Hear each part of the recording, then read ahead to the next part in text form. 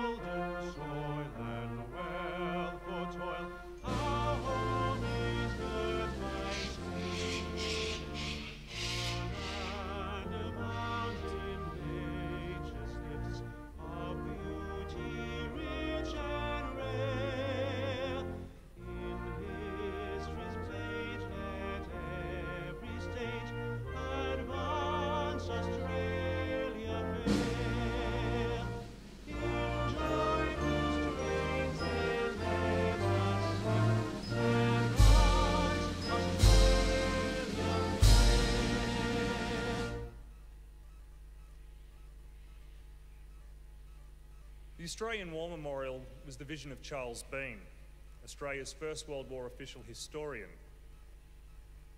Bean landed with the Australian troops on Gallipoli and stayed with them at the front through until the end of the war. The idea of this national memorial and museum came to him at Pozières, France, in the depths of the bloody fighting of 1916. Bean's idea was that this would be a place where families and friends could mourn loved ones buried in faraway places. It would also be a place that could help all Australians understand what these men and women had endured and what they had done for us. Bean's vision, to which we remain true, is best expressed as inscribed in the entrance to the memorial's galleries. Here is their spirit, in the heart of the land they loved, and here we guard the record which they themselves made.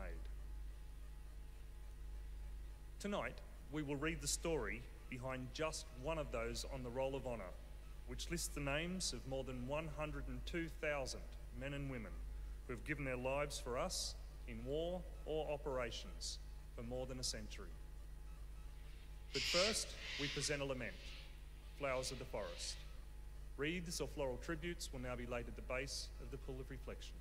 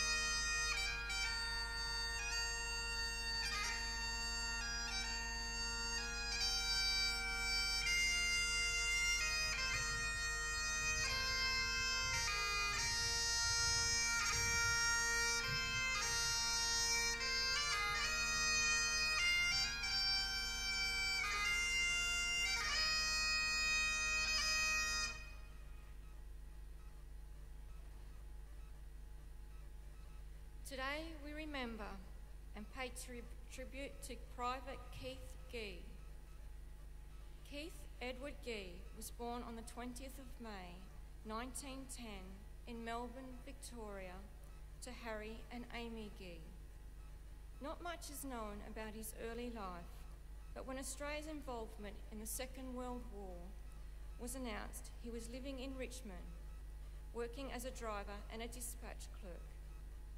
He was also a field umpire for the Victorian Football Association. Gee had been part of the militia, spending 4 years training with the 10th Infantry Brigade before enlisting in the 2nd Australian Imperial Force on the 14th of May, 1941. He was allotted to the 24th 39th Battalion, formed when the 24th and 39th Battalions had merged in 1939. When they were later split up, Gee remained with the 2nd 24th Battalion, which was moved to Queensland. After training with the 24th Battalion and becoming a qualified driver and mechanic, Gee left Townsville for active overseas service in July 1943, arriving in Port Moresby shortly thereafter. The 2nd 24th went into action in September, taking part in an amphibious landing to advance Lae in New Guinea. As the Australians sought to follow up the retreating Japanese, a further landing was made on Huon Peninsula. The battalion then took part in actions around Finschhafen and the assault on Zattelberg. From there it took part in an advance north to Wario before the fighting around the Christmas Hills. Gee was also involved in an expedition to recover a body of US Army Air Force Lieutenant Harry H. Dunham from the Bawana area of New Guinea to return it for burial. Dunham was buried at Manila American Cemetery in the Philippines, and the American composer Aaron Copland later dedicated a sonata for violin and piano to his close friend Dunham. In August 1944, the 24th Battalion was withdrawn to Australia for rest and reorganisation on the of the Atherland Tablelands. Around this time, Gee married. Not too long after, he learnt that his brother Harry, who'd been ill for on and off for years, had died. In late December, Gee embarked from Cairns, spending New Year's Eve in transit and arriving in the US base Torrey-Cana on Bougainville Island on the 2nd of January 1945. As part of the plans to free the US troops for the Philippines campaign, Australian troops took up responsibility for Allied operations on Bougainville and began an aggressive campaign to clear the Japanese from the island.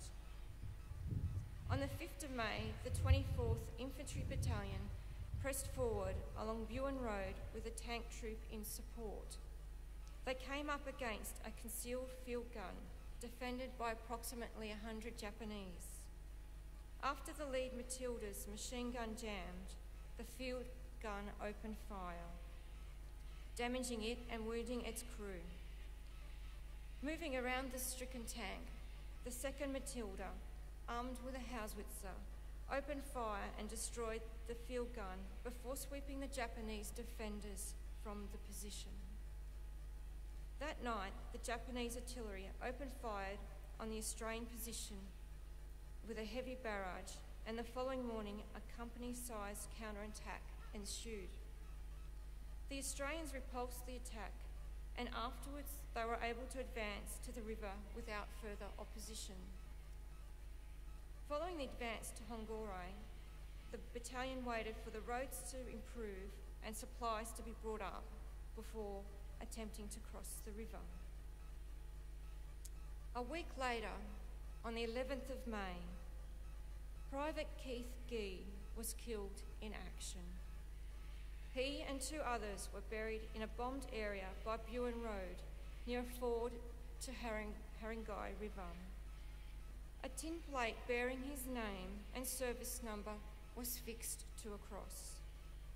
His body was later reburied at the Bamana War Cemetery near Port Moresby at the southern end of the Kokoda Trail. On learning of his death, the VFA Association umpires at Brunswick wore a black armband in his memory. Keith Gee was 34 years old. His name is listed on the Roll of Honour to my left among some 40,000 Australians who died while serving in the Second World War. His photograph is displayed beside the pool of reflection. You can see him in the middle row, fourth from the left. This is but one of the many stories of service and sacrifice told here at the Australian War Memorial. We now remember Private Keith Edward Gee, who gave his life for us, for our freedoms, and in the hope of a better world.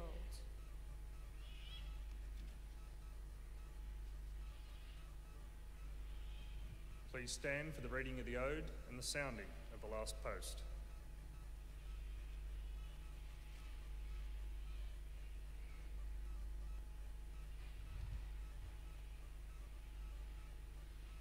They shall grow not old, as we that are left grow old.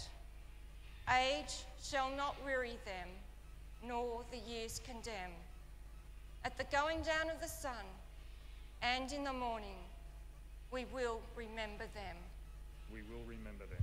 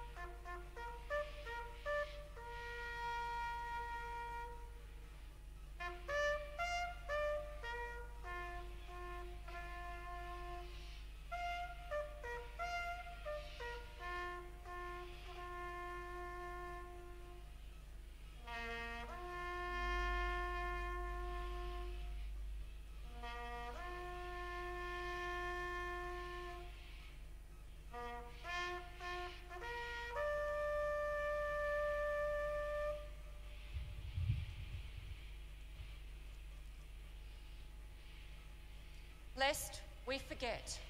Lest we forget.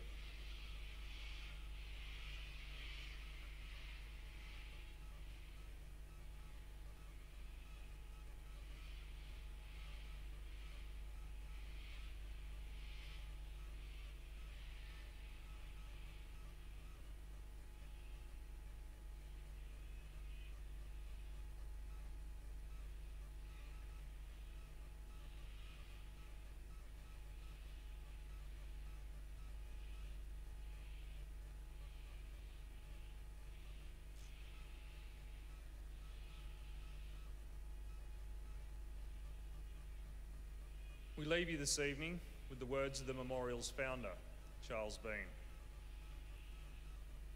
Many a man lying out there at Pozières or on the low scrub at Gallipoli, with his poor, tired senses barely working through the fever of his brain, has thought in his last moments, well, it's over. But in Australia, they will be proud of this. Ladies and gentlemen, girls and boys, that concludes the last post ceremony.